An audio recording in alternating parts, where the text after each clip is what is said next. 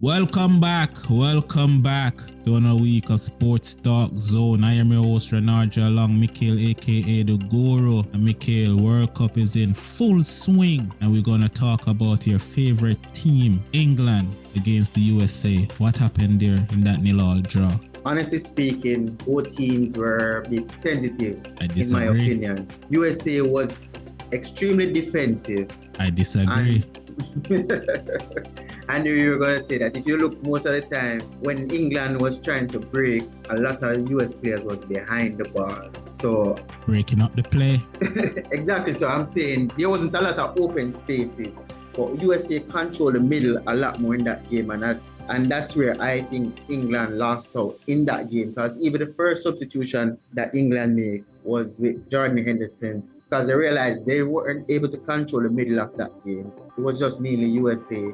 And I just think that when the second half came, rather than trying to go for the win, they would have settled with a point, putting them in a better position with 4 points, rather than now trying to go for that win and possibly opening up and losing the game and making it harder to qualify with a must win. At least they're in a position now, it's safe to say they're at least 60% through to the second round. Yeah, in my opinion, USA was way better team in that game. England started out hot for like the first 10 minutes and then they just faded away. USA controlled the entire game. As I said, they controlled the middle.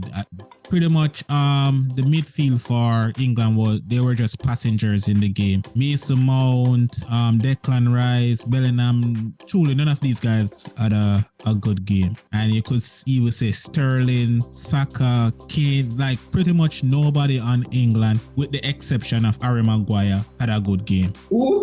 Harry Maguire. Everybody else, no one else had a good game, because USA was pretty dominant. They had a very good game plan. They did not do what Iran do, which was sit back and allow England to dictate the game.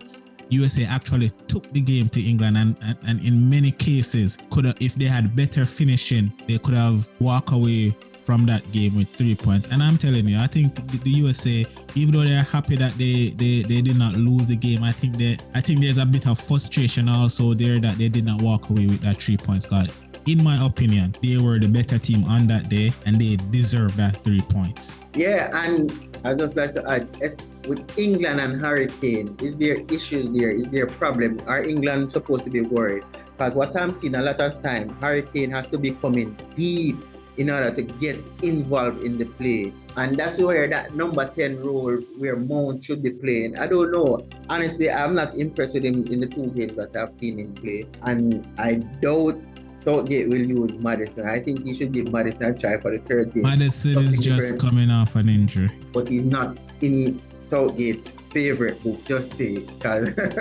I promise you won't play. I know, but I think they should try something else to allow Harry Kane to be more advanced rather than have to come down to try to get involved in the game. Okay. This is the thing. Bellingham would be that guy to create the passes and get the ball to Harry Kane and so forth. But in the game against USA, they weren't able to dictate what happened in the midfield. In the midfield, it was the USA who was doing that. Hence the reason why Harry Kane had to be deep at times. Because majority of if you truly look at the game, majority of the time, the game was played in the midfield or in England half. True. So you can't really expect Harry Kane to be advanced if the ball is not coming down there.